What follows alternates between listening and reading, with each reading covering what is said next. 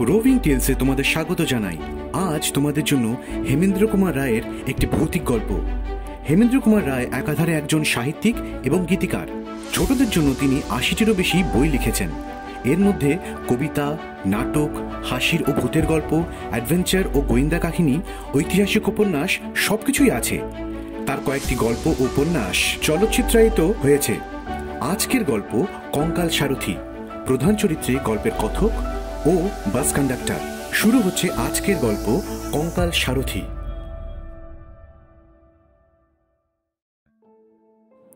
ওহ, ম্যালেরিয়ার মতো ছ্যাঁচড়া অসুখ পৃথিবীতে আর কিছু আছে কি?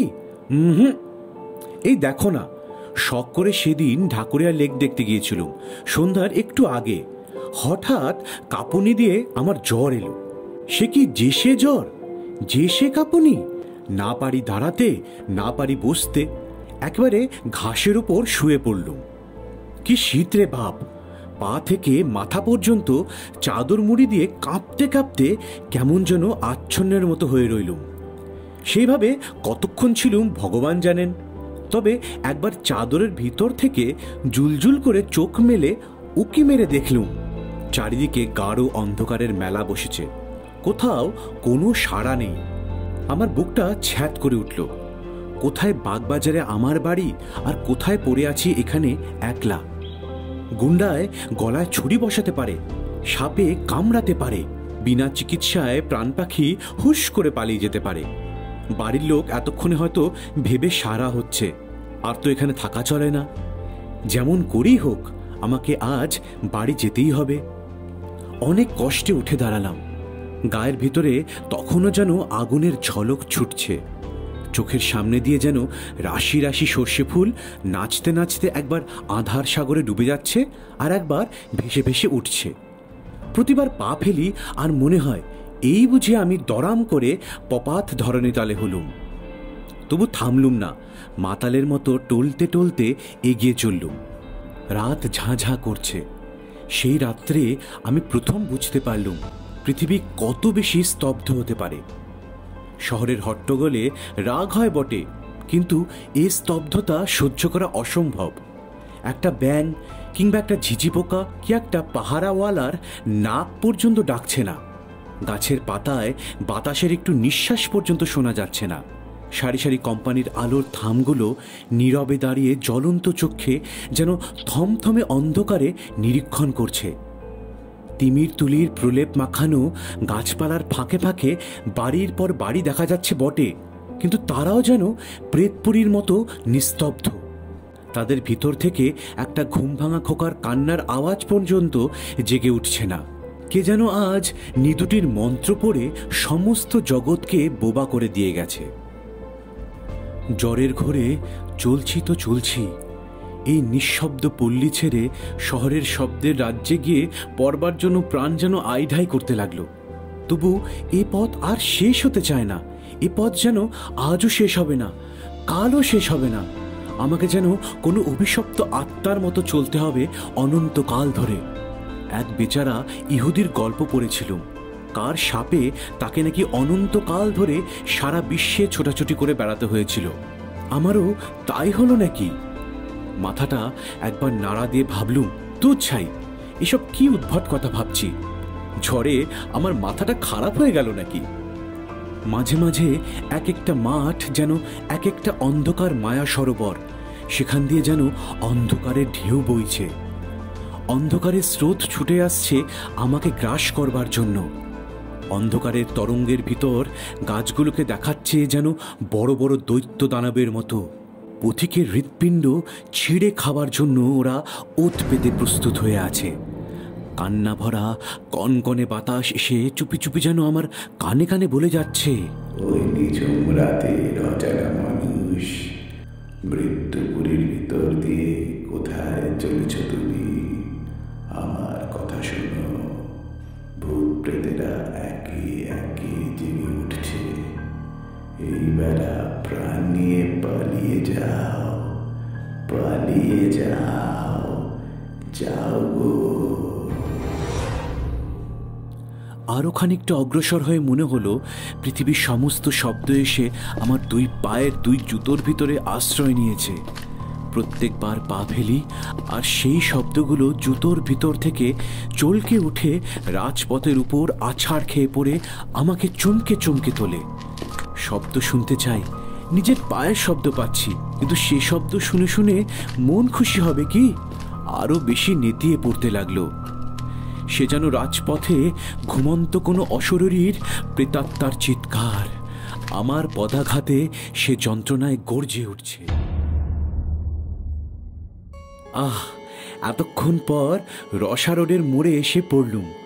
অস্বস্তির নিঃশ্বাস ফেলে চামটাও একটা লোহার থামে ঠাসান দিয়ে দাঁড়িয়ে খানিকক্ষণ জিরিয়ে নিলুম। এইখানটাও তেমনি নির্জন ও তেমনি নিস্তব্ধ হলেও আমার মন যেন অনেকটা আরাম পেল। এই তো ট্রামের রাস্তা, এই পথ ধরে সিধে গেলেই যত মাইল দূরেই থাক আমাদের পাড়া বাগবাজার পাওয়া যাবেই যাবে। খানিক দূর এগোতে পারলেই লোকজনেরও সাড়া পাবো নিশ্চয়। আর ট্রাম ও বাস বন্ধ হলেও ট্যাক্সি মেলাও তো অসম্ভব নয়। তখন জ্বরে আমার চোখ ছলছল করছে, কান করছে ভোঁ ভোঁ, আর মাথা ঘুরছে বো বো করে। বারবার ইচ্ছে হতে লাগলো পথের উপর লম্বা হয়ে শুয়ে পড়বার জন্য। কেবল বাপ মায়ের বিষণ্ণ মুখের কথা ভেবেই মনের সেই ইচ্ছা দমন করলুম অনেক কষ্টে। নিজেই নিজেকে বললুম, মন তুমি শান্ত হও। এই পথের শেষে আছে তোমার বাড়ি, তোমার আত্মীয় স্বজন, তোমার নরম তুলতুলে বিছানা। কোনো রকমের চক্ষু মুদে এই পথটুকু পার হতে পারলেই ব্যাস, সকল কষ্ট সকল ভাবনার অবসান। হঠাৎ দূর থেকে একটা শব্দ জেগে উঠে চারিদিকের নিস্তব্ধতার মুখে যেন ভাষা দিলে। ঘর ঘর ঘর ঘর করে একটা বাজ ডাকার মতো শব্দ আমার দিকেই এগিয়ে আসছে। তারপরে শুনলুম ভেঁপুর আওয়াজ। ট্যাক্সি না বাস? আহ্লাদে চাঙ্গা হয়ে সোজা দাঁড়িয়ে পথের দিকে তাকিয়ে রইলুম। তারপরেই দেখা গেল নিচে দুটো আর উপরে একটা আলো। তিনটে আলো দেখেই বুঝলুম ট্যাক্সি নয়, বাস আসছে। তাহলে জ্বরের ধমকে আমি ভুল বুঝেছিলুম।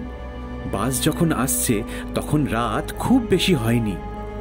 কিন্তু আশ্চর্য, এরই মধ্যে এই অঞ্চলটা এমন ভয়ানক নিস্তব্ধ হয়ে পড়ে। বাবা, আমার কলকাতার গোলমাল বেঁচে থাক, এই অঞ্চলে আবার ভদ্রলোক বাস করে। কিন্তু বাসের আলো এত বেশি জ্বলছে কেন? সামনের সারা পথে সে যেন আগুনের ঢেউ খেলিয়ে ছুটে আসছে। আর এই নিরালা পথে এত জোরে ভেপু বাজাবারই বা কি দরকার? এ অঞ্চলে সন্ধ্যার পরেই ঘুমকাতুরে লোকগুলোর কানে যে তালা ধরে যাবে। ঊর্ধ্বশ্বাসে ছুটতে ছুটতে ধুলোয় ধুলোয় পথ অন্ধকার করে একখানা রাঙা টকটকে মস্ত বড় বাস আমার কাছে এসে হঠাৎ দাঁড়িয়ে পড়ল এবং সঙ্গে সঙ্গে একজন তীব্র তীক্ষ্ণ স্বরে চেঁচিয়ে উঠল, ধর্মতলা ওয়েলেসলি শ্যামবাজার, ধর্মতলা ওয়েলেসলি শ্যামবাজার। আমি তাড়াতাড়ি বাসে উঠে একখানা গদি মোড়া আসনের উপর গিয়ে ধূপ করে বসে পড়লুম। হোক শ্যামবাজারের বাস। এই স্তব্ধ মরার মুল্লুক থেকে এখন তো সরে পড়ি। শ্যামবাজার থেকে বাগবাজার পায়ে হেঁটে যেতে এমন বিশেষ দেরি লাগবে না।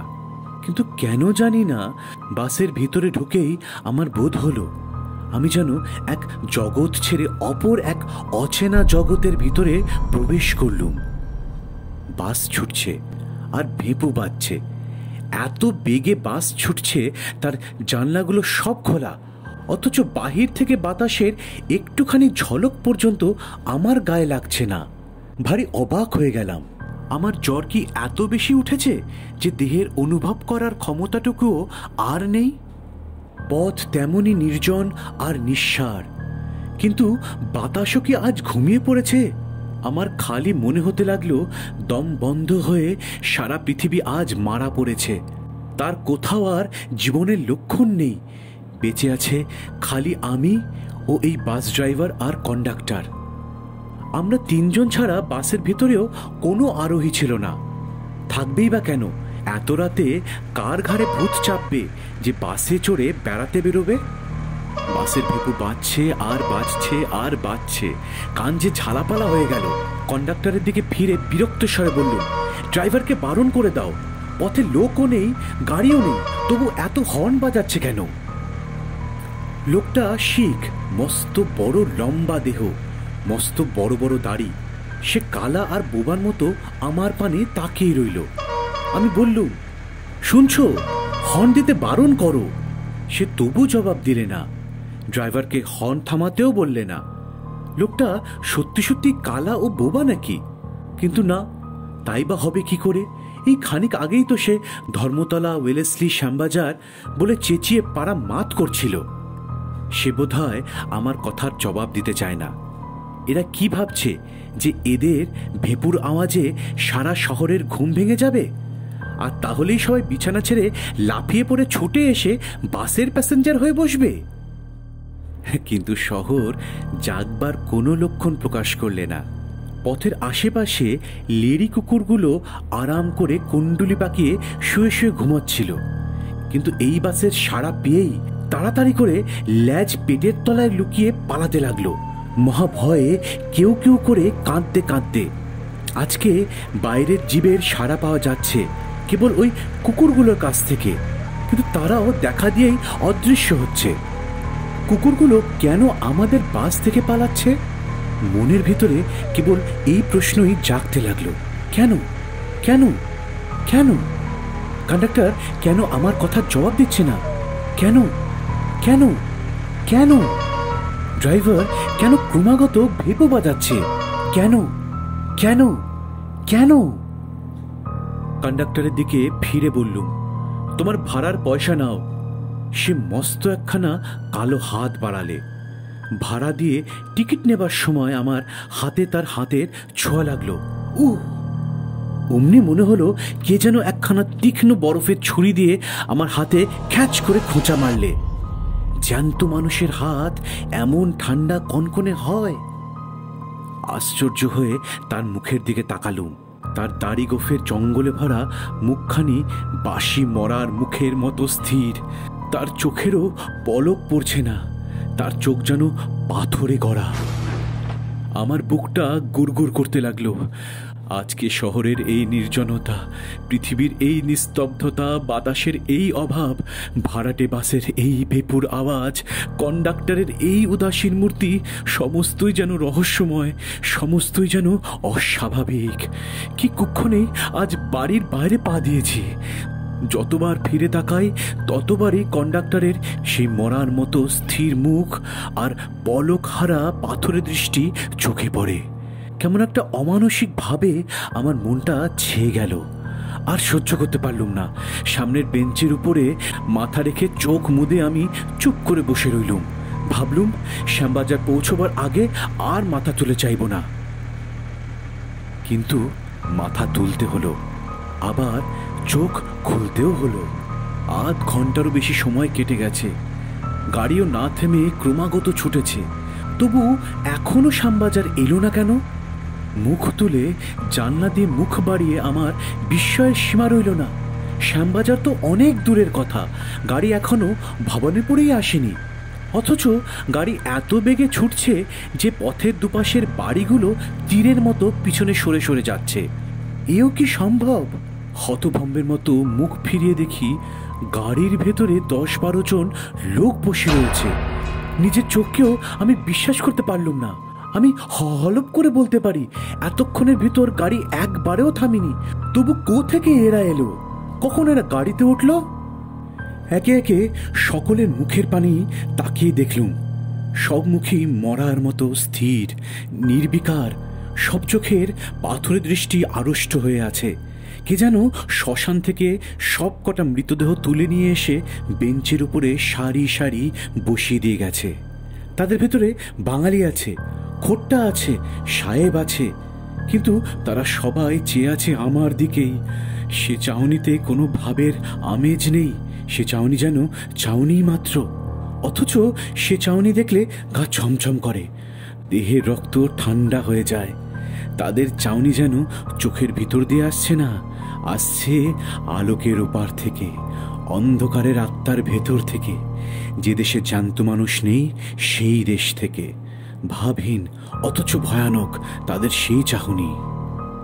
আর এক আশ্চর্য ব্যাপার এই যে গাড়ির ঝাঁকুনিতেও তাদের কারোর দেহ এতটুকুও নড়ছে না। গাড়ির ভিতরে বসেও তাদের দেহ যেন গাড়িকে না ছুঁয়ে শূন্যে বিরাজ করছে। মনে হতে লাগলো আমার অজ্ঞাতসারও যেমন হঠাৎ তারা গাড়ির ভেতরে উড়ে এসে জুড়ে বসেছে, তেমনি হঠাৎ তারা আবার হাওয়া হয়ে হাওয়ার সঙ্গে মিলিয়ে যেতে পারে আমার অজান্তেই। এখানে তারা ছায়ার কায়াহীন অনুচর, দেখা দেয় ধরা দেয় না, তাদের দেখা যায় ধরা যায় না। আমার সভয় দৃষ্টি আবার পথের দিকে ফিরিয়ে নিল। গাড়ি তেমনি হিঁচকি তোলা আওয়াজের মতো ভেপুর শব্দ করতে করতে তীর বেগে ছুটছে। কিন্তু তখনও ভবানীপুর আসেনি। আমি শ্যামবাজার না সোজা জমালয়ের দিকে চলছি? কি এক দুঃসহ অজানা টানে অস্থির হয়ে চোখ আবার গাড়ির ভেতরে ফেরালাম। গাড়িতে ইতিমধ্যে লোকের সংখ্যা আরও বেড়ে উঠেছে। তারা অস্থির নেত্রে আমার দিকে তাকিয়ে আছে। সমস্ত গাড়ির ভেতরে একটা বোটকা গন্ধ ভেসে ভেসে বেড়াচ্ছে, যেন বাসি মরা গন্ধ।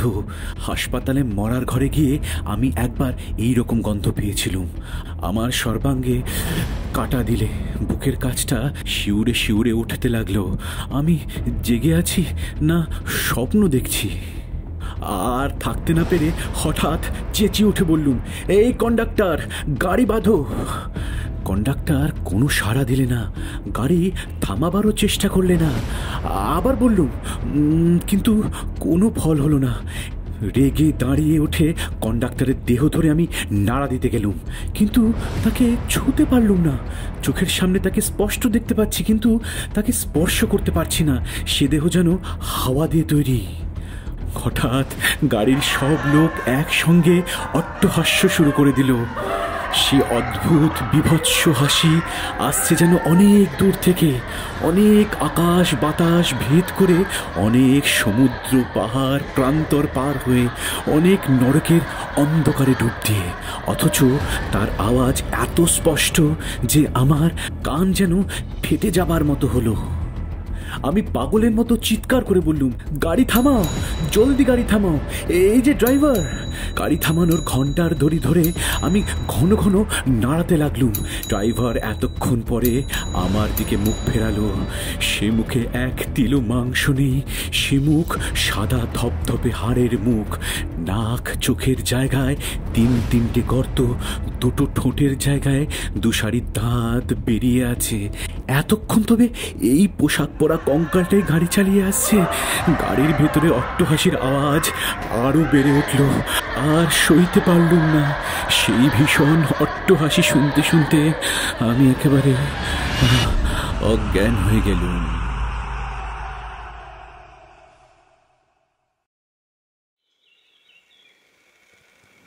জ্ঞান হলে দেখলুম নিজের ঘরের বিছানায় শুয়ে আছি। আমার চারপাশে বসে মা, বাবা, ভাই বোনেরা।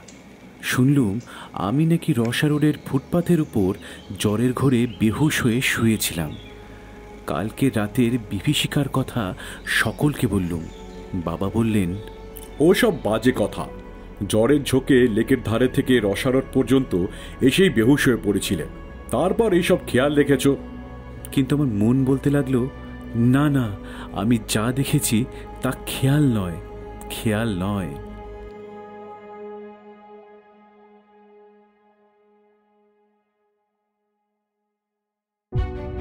শেষ হলো আজকের গল্প কঙ্কাল সারথি। রচনায় হেমেন্দ্র কুমার রায়, গল্পের সূত্রধার ও অন্যান্য চরিত্রে আমি শীর্ষেন্দু। কেমন লাগলো তোমাদের এই গল্প অবশ্যই কমেন্টস করে বলো। ভালো লাগলে চ্যানেলটি অবশ্যই শেয়ার ও সাবস্ক্রাইব করো। পরিশেষে বিশেষ কৃতজ্ঞতা আমার অনুজ প্রতিম দীপায়নকে। খুব শিগগিরই আবার একটা গল্প নিয়ে হাজির হব তোমাদের কাছে। ভালো থেকো সকলে।